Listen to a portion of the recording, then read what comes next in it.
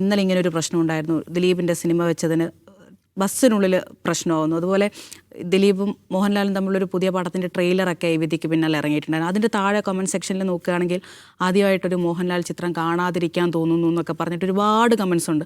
അപ്പോൾ ദിലീപ് വലിയ തരത്തിലൊരു ബഹിഷ്കരണം നേരിടുകയാണോ?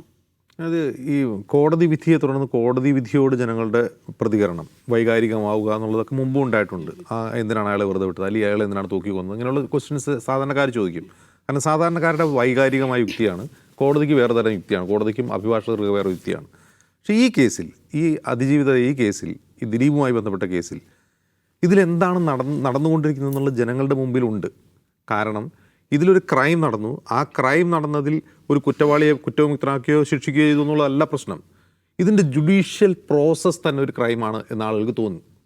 ഈ ജുഡീഷ്യൽ പ്രോസസ്സ് തന്നെ ഒരു ക്രൈമാണ് എന്ന് ജനങ്ങൾക്ക് ബോധ്യപ്പെട്ടൊരു കേസാണിത്. എന്നതിൻ്റെ കാരണം, ഇപ്പോൾ ഇതിൽ ദിലീപിനെ എന്തുകൊണ്ടാണ് വെറുതെ വിടുന്നത് എന്ന് ഈ ജഡ്ജ്മെൻറ്റിൽ കോടതി വിശദമായിട്ട് പറയുന്നുണ്ട്. ഒന്നാമത്തെ കാര്യം ഗൂഢാലോചനയാണ്.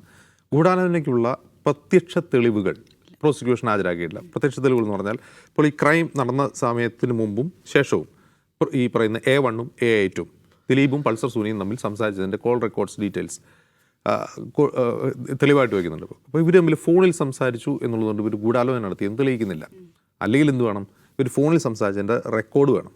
അവരെന്താണ് സംസാരിച്ചത് റെക്കോർഡ് കൊണ്ടുവരണം. ഇപ്പോൾ ഇതിങ്ങനെ ഈ ക്രൈം കൊട്ടേഷൻ കൊടുക്കുന്നതാണോ, അല്ലെങ്കിൽ കൊട്ടേഷൻ സംബന്ധിച്ച് വിവരങ്ങൾ അറിയിക്കുന്നതാണോ, അത്ര ശബ്ദരേഖകളില്ല, അതുകൊണ്ട് ഇത് തെളിയുന്നില്ല എന്നാണ് പറയുന്നത്. അതുപോലെ സാക്ഷിമൊഴികൾ എന്ന് പറഞ്ഞാൽ സാക്ഷിമൊഴികളുടെ വാല്യൂ വ്യത്യാസമാണ്. അതിൽ അക്യൂസിൽപ്പെട്ട ഒരാൾ കൊടുക്കുന്ന മൊഴി ഇത് ദിലീപ് പറഞ്ഞിട്ടാണെന്ന് പറഞ്ഞാൽ അതിന് അത്രയും വാല്യൂ ഉള്ളൂ, അതിൻ്റെ തെളിവ് മൂല്യം അത്രയേ ഉള്ളൂ. സ്വതന്ത്ര സാക്ഷിമൊഴികളില്ല എന്നുള്ളതാണ് ഒരു കാര്യം കൂടി ചൂണ്ടിക്കാട്ടിയത്. അപ്പോൾ ഇങ്ങനെ തെളിവില്ല, പ്രത്യക്ഷ തെളിവുകളില്ല, കൊറാബറേറ്റീവ് എവിഡൻസ് ഇല്ല, ഇൻഡിപെൻഡൻറ്റ് സാക്ഷിമൊഴികളില്ല എന്നാണ് ഈ പ്രതിയെ വിട്ടയക്കാൻ വേണ്ടി ഈ വിധിന്യായത്തിൽ പറയുന്ന കാര്യം. പക്ഷേ അത് കൂടാതെ മറ്റൊരു വാദം കൂടി പ്രോസിക്യൂഷൻ ഉണ്ടായിരുന്നു. ആ വാദം, അതായത് A8 എന്ന് പറയുന്ന ദിലീപിനെ ഈ കേസിലേക്ക് അട്രാക്റ്റ് ചെയ്യുന്ന ഒരു പ്രധാനപ്പെട്ട വാദം എന്ന് പറയുന്നത്, കോടതിയുടെ കസ്റ്റഡിയിലുണ്ടായിരുന്ന മെമ്മറി കാർഡ് ടാമ്പർ ചെയ്യപ്പെട്ടു.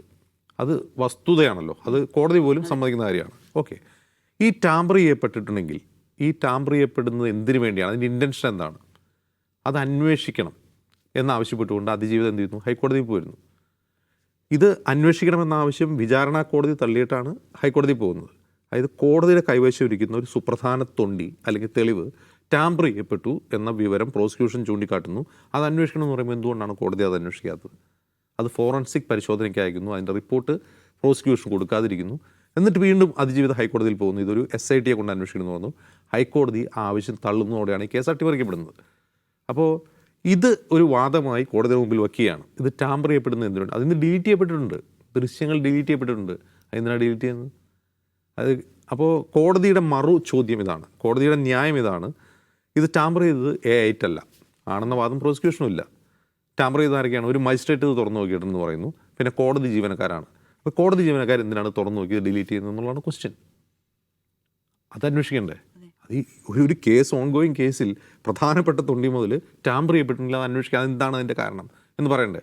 പ്രോസിക്യൂഷൻ ഈ ഫോറൻസിക് റിപ്പോർട്ട് വെച്ചിട്ട് വാദിക്കുന്നൊരു കാര്യം, ഇത് ടാമ്പർ ചെയ്യപ്പെടുന്നത് A8 വേണ്ടിയിട്ടാണ്, A8 അതിനു വേണ്ടിയുള്ള, അതായത് ദിലീപിനാണ് അത് തുറന്ന് ഡിലീറ്റ് ചെയ്യേണ്ട കാര്യമുള്ളൂ. ബാക്കി പൾസർ സുനിക്ക് പോലും അതിൻ്റെ കാര്യമില്ല. കാരണം പൾസർ സുനിക്കെതിരായുള്ള കേസിന് വേറെ തന്നെ സാക്ഷികളും വേറെ തന്നെ കാര്യങ്ങളുണ്ട്. ഇതാരുമായി ബന്ധപ്പെട്ടാണ്? A8 ബന്ധപ്പെട്ടാണ്. അത് കോടതിയുടെ റീസണിങ് എന്താണെന്ന് വെച്ചാൽ അത് നേരെ തിരിച്ചാണ് കോടതി റീസൺ ചെയ്യുന്നത്. അതിൻ്റെ ജുഡീഷ്യൽ റീസണിങ് നേരെ തിരിച്ചാണ്. ആ മെമ്മറി കാർഡ് ടാമ്പർ ചെയ്യപ്പെട്ടതോടുകൂടി A8 തെളിവില്ലാതായി എന്നാണ് കോടതിയുടെ റീസണിങ്. ഒന്ന് ആലോചിച്ച് നോക്കുക. അപ്പോൾ ഇങ്ങനെയാണ് കോടതി ചിന്തിച്ചിട്ടുള്ളത് ഈ വിധിന്യായത്തിൽ. അപ്പോൾ ഇത്രയും എന്താണ് ഒരു കോടതി, വിചാരണ കോടതികൾക്ക് തെറ്റുപറ്റാം. വിചാരണ കോടതി വിട്ടയച്ച ആളുകളെ ഹൈക്കോടതി തിരിച്ചു വിളിച്ച് ശിക്ഷിച്ച കഥയൊക്കെ നമ്മൾ കേട്ടിട്ടുണ്ട്, രാഷ്ട്രീയ കൊലപാതക കേസിലടക്കം. നേരെ തിരിച്ചും സംഭവിക്കാറുണ്ട്. വിചാരണ കോടതി വധശിക്ഷയ്ക്ക് വിധിച്ചവരെ സുപ്രീം കോടതി വിട്ടയക്കുന്നുണ്ട്. പക്ഷെ ഇവിടുത്തെ പ്രശ്നം ഒരു വിധിയിലെ ഒരു ജഡ്ജിയുടെ റീസണിങ് തെറ്റിപ്പോയതോ ഒന്നുമല്ല ജനങ്ങളുടെ പ്രശ്നം. ഒരു വിചാരണ പ്രോസസ്സ്, ഒരു നിയമ നടപടി, ഒരു നീതിന്യായ നടപടി കൺമുമ്പിൽ ജനങ്ങൾ കണ്ടുകൊണ്ടിരിക്കുകയാണ്, എന്താണ് സംഭവിക്കുന്നത് കണ്ടുകൊണ്ടിരിക്കുകയാണ്. അതിനെതിരായിട്ടുള്ള വികാരം കൂടിയാണ് ഇപ്പോൾ നമ്മൾ ഈ ബസ്സിനകത്ത് കാണുന്നതും ദിലീപിൻ്റെ ചിത്രത്തിനെതിരായിട്ടുള്ള പ്രതിഷേധവും പിന്നീട് മോഹൻലാലിനെതിരെ വരുന്ന വിമർശനങ്ങളുമെല്ലാം അതിൻ്റെ ഭാഗമാണ്. ഇത് യഥാർത്ഥത്തിൽ കേരളത്തിൻ്റെ ഈ നിയമ ചരിത്രത്തിൽ അല്ലെങ്കിൽ നീതിന്യായ ചരിത്രത്തിൽ ഒരു സുപ്രധാന ഏടായി തന്നെ കിടക്കും. കാരണം ഇത്രയും ജനങ്ങളുടെ മുമ്പിൽ തുറന്നു കാട്ടപ്പെട്ട ഒരു ക്രൈം, ആ ക്രൈമിനെ തുടർന്നുണ്ടാകുന്ന ക്രൈമുകൾ ഇത് വേറെ ഉണ്ടാവില്ല എന്നാണ് എനിക്ക് തോന്നുന്നത്.